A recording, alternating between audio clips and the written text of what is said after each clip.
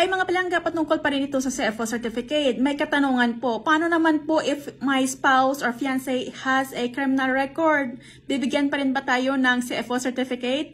Yes po, bibigyan po kayo ng certificate. Kaso, i-dig deeper po ng CFO or ng inyong counselor ang inyong mga documents.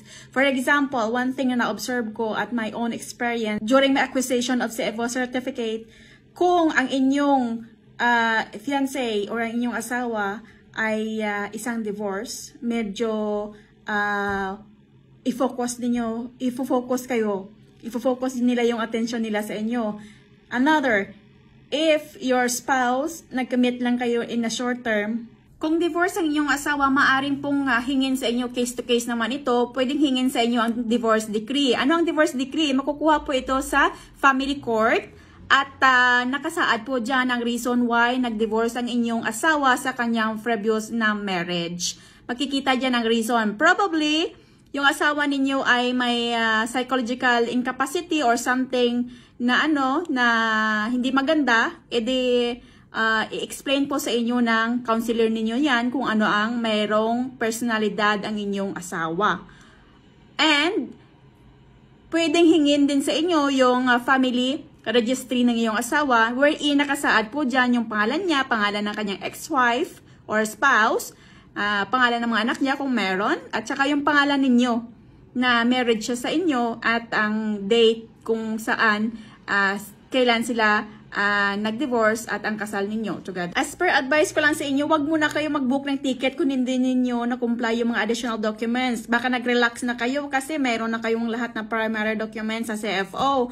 And then, baka hindi naman hingin yung mga next or additional documents kasi nga additional documents lang din naman.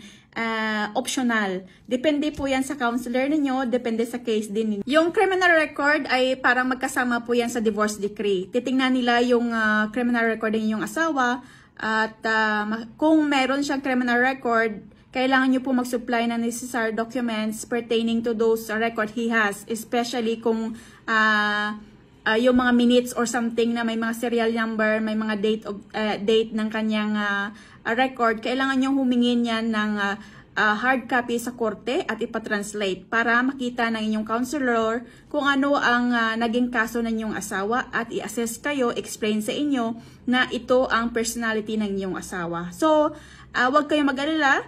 After the counseling and guidance ng CFO, that's why they're conducting this para matulungan tayo bago tayo umalis ng bansa.